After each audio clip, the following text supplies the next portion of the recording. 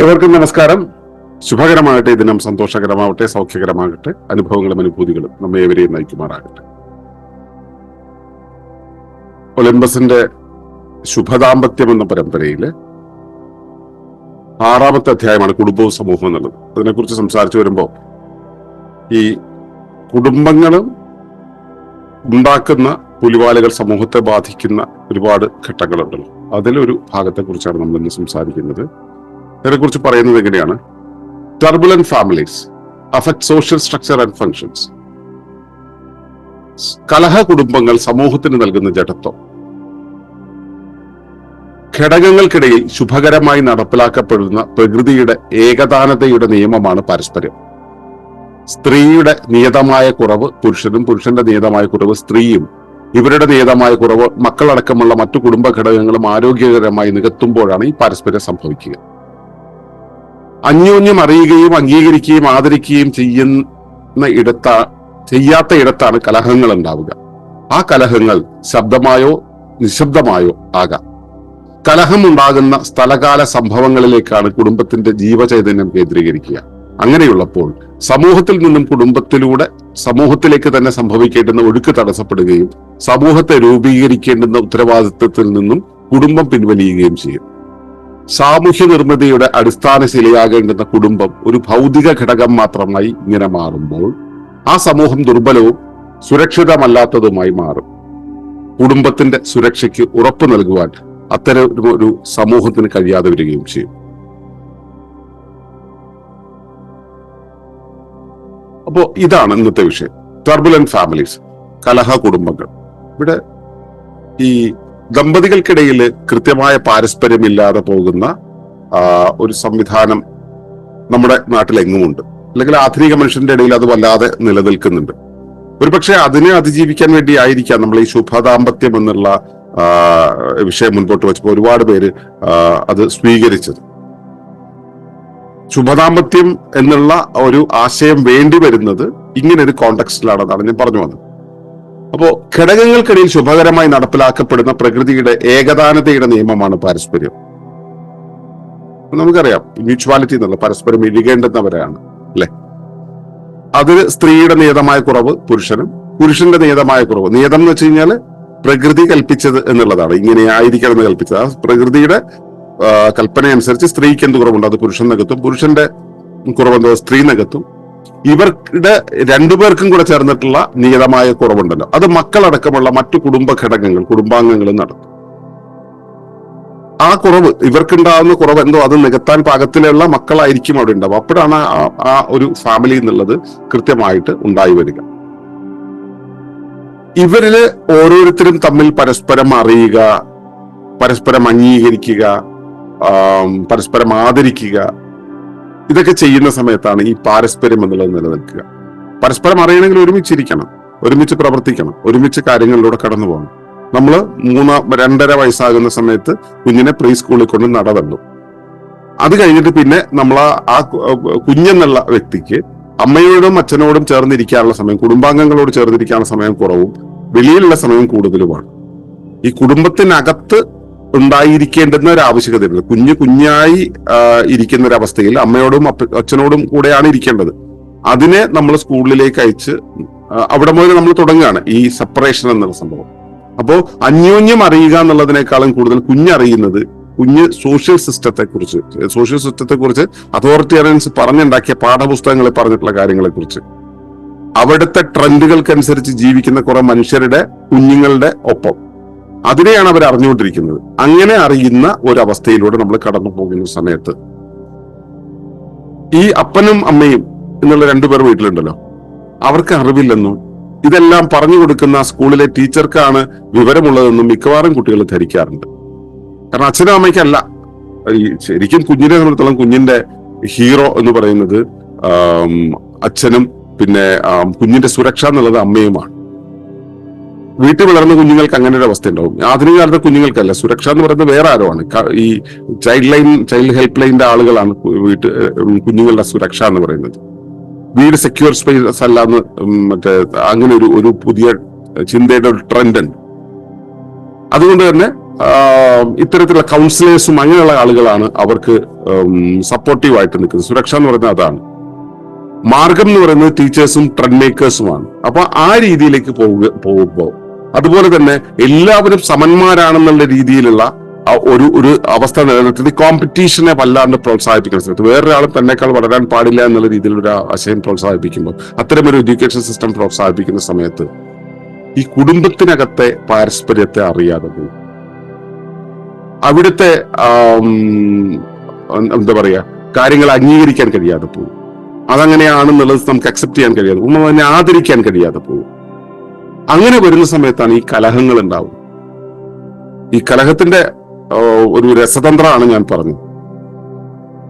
ഈ പരസ്പരം ഒരുമിച്ച് ചേർന്ന് പോകുമ്പോൾ ഉണ്ടാകുന്ന ഡെവലപ്പ് ചെയ്യുന്ന ഒരു ഇംപ്രവൈസിങ് ആൽഗരിതം ഉണ്ടല്ലോ. ആ ഇംപ്രവൈസിങ് ആൽഗരിതം എന്നുള്ളത് നമ്മൾ ഇങ്ങനെ വിഭിന്നങ്ങളായ ഇടങ്ങളിലൂടെ പോയി പലതും ശീലിച്ചു വന്നിട്ട് എന്നിട്ട് കുറച്ചു നേരത്തേക്ക് ഒത്തുചേരാൻ വേണ്ടി ഇവിടെ വരുന്ന സമയത്ത് ചിലപ്പോൾ അത് വർക്കായി എന്ന് വരില്ല. കാരണം മറ്റുള്ളവരടുത്തെല്ലാം തന്നെ പലതരം ബോധ പരിഷ്കരണങ്ങൾ നടന്നുകൊണ്ടിരിക്കുകയാണ്. വിദ്യാഭ്യാസത്തിലതെ, തൊഴിൽ സ്ഥലത്തതെ, പുതിയ ട്രെൻഡ് മേക്കിങ്ങിനായിട്ടുള്ള സോഷ്യൽ പ്ലാറ്റ്ഫോമുകളിലതെ, അവിടെ എല്ലാം ഇത്തരം ട്രെൻഡുകൾ ഇങ്ങനെ ഉണ്ടായിക്കൊണ്ടിരിക്കുകയാണ്. നമ്മുടെ ബോധത്തെ പരിഷ്കരിച്ചു കൊണ്ടിരിക്കുകയാണ്. ആ ബോധപരിഷ്കാരം കഴിഞ്ഞിട്ട് വീട്ടിലേക്ക് വരുന്ന സമയത്ത് ഈ കുടുംബം എന്നുള്ള അതിന്റെ ആ ഒരു അവസ്ഥ, ഈ കുടുംബം എന്നുള്ള ഒരു ലാൻഡിങ് സ്പേസ് മാത്രമായിട്ട്, അല്ലെങ്കിൽ എന്താണ് ഈ കാറുകളൊക്കെ കൊണ്ട് ഷെഡിൽ കെട്ടിയിടല്ലേ, അതുപോലെ തൽക്കാലത്തേക്ക് ഉപയോഗിക്കാത്ത സമയത്ത് എന്ന് വെച്ചാൽ സാമൂഹ്യ ഉപയോഗത്തിന് കൊള്ളാത്ത സമയത്ത് കയറ്റിയിടാനുള്ള ഷെഡായിട്ട് കുടുംബം മാറുന്നു. കുടുംബമാണ് അതിന്റെ ഒറിജിനൽ ഫോം എന്നുള്ളത് മാറിയിട്ട് ഈ ഒരു വിശ്രമ കേന്ദ്രമായിട്ടോ അല്ലെങ്കിൽ ഒരു തൽക്കാലത്തേക്ക് റിപ്പയറിംഗ് ചെയ്യാനുള്ള കേന്ദ്രമായിട്ടോ, റിപ്പയറിംഗ് ചെയ്യേണ്ടതൊക്കെ വീട്ടുകാരുടെ ഉത്തരവാദിത്തം, ബാക്കിയെല്ലാം സമൂഹം നോക്കിക്കോളും. സമൂഹം എന്ന് പറയുന്നത് ആരാണെന്ന് മനസ്സിലാക്കണം. അതോറിറ്റേറിയൻ സിസ്റ്റം ഉണ്ടാക്കി വെച്ചാൽ ഇൻഡസ്ട്രിയൽ സൊസൈറ്റിയുടെ, കൺസ്യൂമറിസ്റ്റിക് സൊസൈറ്റിയുടെ, പെട്രോ കെമിക്കൽ സൊസൈറ്റിയുടെ, കാർബൺ ബേസ്ഡ് ഇക്കോണമിയുടെ സൊസൈറ്റിയുടെ ഘടകങ്ങളാണ് ഈ നമ്മളിപ്പോ മുമ്പേ കാണുന്ന ഈ സൊസൈറ്റി എന്ന് പറയുന്ന സോക്കോൾഡ് സാധനം. അതിലെ എലമെന്റുകളെ ഷെഡിൽ കയറ്റാനുള്ള, വർക്ക്ഷോപ്പിൽ കയറ്റാനുള്ള സാധനമാണ് ഫാമിലി എന്നുള്ള ഒരു അവസ്ഥയിലാണ് നമ്മൾ നിൽക്കുന്നത്. അപ്പോ ഇവിടെ ഈ പരസ്പര ആദരം എന്നുള്ള അവസ്ഥ ഉണ്ടാവില്ല, അവിടെ പരസ്പരം അംഗീകാരം ഉണ്ടാവില്ല, പരസ്പരമുള്ള അറിയൽ ഉണ്ടാവില്ല. അപ്പോ അവിടെ ഈ കോൺഫ്ലിക്റ്റുകൾ ഉണ്ടാവും. കാരണം അച്ഛനൊരു വഴിക്ക്, അമ്മയൊരു വഴിക്ക്, കുഞ്ഞുങ്ങൾ ഓരോ വഴിക്ക് പോയിട്ട് തിരിച്ചു വരുമ്പോൾ വ്യത്യസ്ത ആൽഗരിതങ്ങളെ കൊണ്ടാണ് വരുന്നത്, വ്യത്യസ്ത ലക്ഷ്യങ്ങളാണ്, വ്യത്യസ്ത പ്ലാറ്റ്ഫോമുകളാണ്. ഇതിനെ ഇവിടെ കൊണ്ടുവച്ച് ആ ഷെഡിൽ കയറ്റിയിടുന്ന സമയത്ത് ഇവർ തമ്മിൽ ഒരുമിച്ച് പോകാതെയാവും. ഈ കോൺഫ്ലിക്റ്റ് ആണ് കലഹങ്ങളായിട്ട് വെളിപ്പെടുന്നത്. ഈ കലഹങ്ങളിൽ ചിലപ്പോൾ ശബ്ദം ഉണ്ടാക്കും, പരസ്പരം പറഞ്ഞും ഫൈറ്റ് ചെയ്തിട്ടും ഒക്കെ പോകും. ചിലർക്ക് ശബ്ദമേ ഉണ്ടാവില്ല, ഒരു ശബ്ദവും ഇല്ലാത്ത കലഹങ്ങൾ ഉണ്ടാവും. ഈ കലഹം എന്നുള്ള സംഭവം ഉണ്ടായി കഴിയുമ്പോൾ ഉണ്ടാവുന്ന പ്രശ്നം എന്ന് വെച്ച് കഴിഞ്ഞാൽ ഈ കുടുംബം എന്നുള്ള ആ ഏക ശരീരമുണ്ടല്ലോ, അതിന്റെ ചൈതന്യം, ജീവചൈതന്യം എന്ന് പറയുന്നത് ഈ കോൺഫ്ലിക്ട് റെസൊല്യൂഷനിലായിരിക്കും അവർ ശ്രദ്ധിക്കുക. കോൺഫ്ലിക്ട് റിസോൾവ് ആവണമെങ്കിൽ അത് പ്രകൃതിയുടെ വഴിയിലേക്ക്, പ്രകൃതി പറയുന്ന നിയമങ്ങളിലേക്ക് പോകണം. അവിടെയാണ് റിസോൾവ് ആവുക. പ്രകൃതി പറയുന്ന നിയമങ്ങളിൽ നിന്ന് മാറിയാണല്ലോ ഇവർ നിൽക്കുന്നത്. അതുകൊണ്ടാണല്ലോ കലഹം ഉണ്ടായത്. അവിടെ തന്നെ ഈ റെസൊല്യൂഷൻ എന്നുള്ള സംഭവം ഇവരുടെ ഒരു ആവശ്യമായിട്ട് വരില്ല.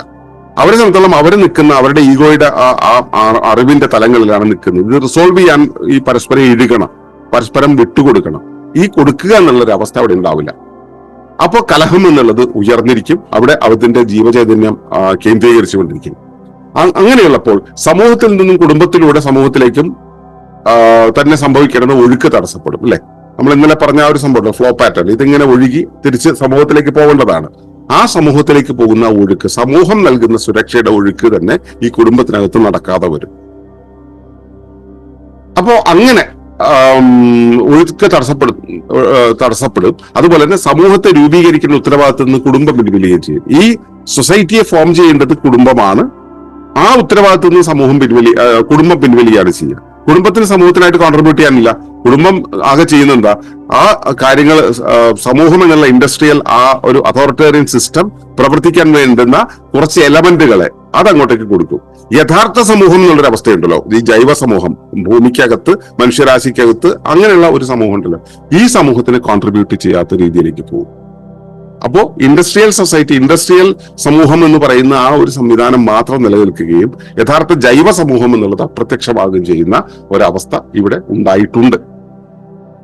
സാമൂഹ്യ നിർമ്മിതിയുടെ അടിസ്ഥാന ശിലയാകേണ്ടുന്ന കുടുംബം ഒരു ഭൗതിക ഘടകം മാത്രമായി ഇങ്ങനെ മാറുമ്പോൾ ഒരു സമൂഹം ദുർബലവും സുരക്ഷിതമല്ലാത്തതായിട്ട് തീരും. അത് തന്നെയാണ് ഇന്നത്തെ സാമൂഹ്യ ഛിദ്രത്തിന്, അന്യവൽക്കരണത്തിന്, ആലിയനേഷന് കാരണമായിട്ട് വരുന്നത്.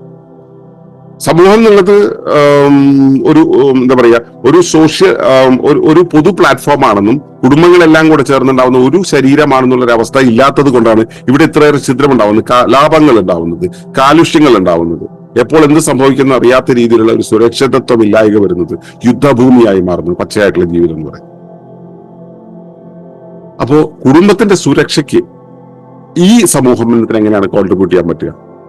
ഒരു കുടുംബം ഉണ്ടെങ്കിൽ ആ കുടുംബത്തെ സമൂഹം സംരക്ഷിക്കുന്ന ഒരു അവസ്ഥയുണ്ടല്ലോ, അതെങ്ങനെയാണ് ഉണ്ടാവുക? നമ്മൾ പറയുന്നത് ഗയ്യ നമ്മളെ സംരക്ഷിക്കുന്നുണ്ടെന്നാണ്. ഗയ്യ എങ്ങനെ സംരക്ഷിക്കുക? ഗയ്യ അതിനകത്തുള്ള ജീവരാശിയെ സംരക്ഷിക്കുന്നു, ജീവരാശി മനുഷ്യരാശിയെ സംരക്ഷിക്കുന്നു, മനുഷ്യരാശി കുടുംബങ്ങളെ സംരക്ഷിക്കുന്നു. അങ്ങനെയൊക്കെ നമുക്ക് തിയറി പറയാം. നേരെ തിരിച്ചാണ് ഇതിന്റെ പ്രായോഗികത വരുന്നത്. നമ്മൾ ഈ ഇൻഡസ്ട്രിയൽ സൊസൈറ്റിക്ക് നമ്മളെ വിട്ടുകൊടുക്കുന്ന സമയത്ത് അവിടെ കലാപങ്ങളും കാലുഷ്യങ്ങളും ഉണ്ടാകുന്നു.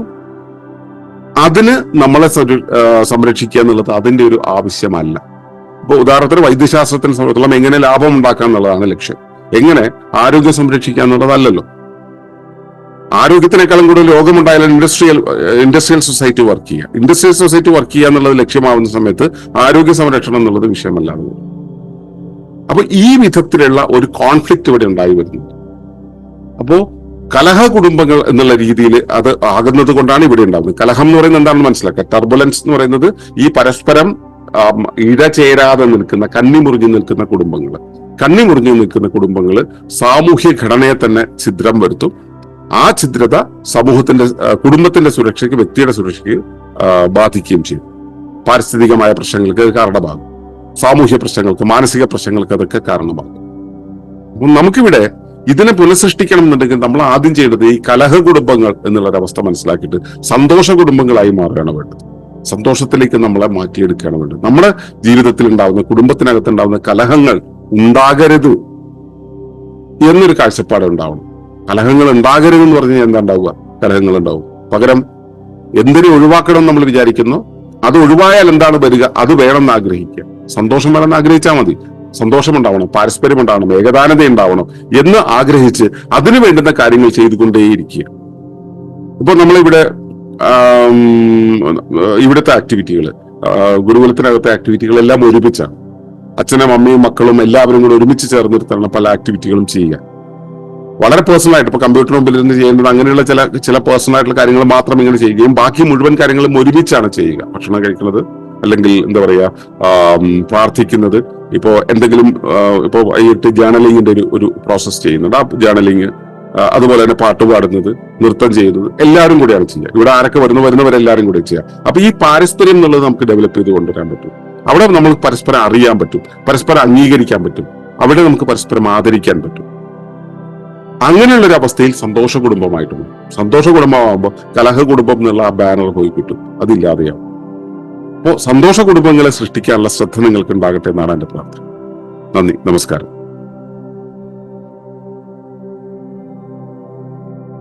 ഈ വിഷയം ഇഷ്ടമായെങ്കിൽ ഒന്ന് ലൈക്ക് ചെയ്യുക, കമന്റ് ചെയ്യുക, ഷെയർ ചെയ്യുക. നിങ്ങൾ പ്രകൃതിയെ ഇഷ്ടപ്പെടുന്നുവെങ്കിൽ ഈ ചാനൽ സബ്സ്ക്രൈബ് ചെയ്യുക.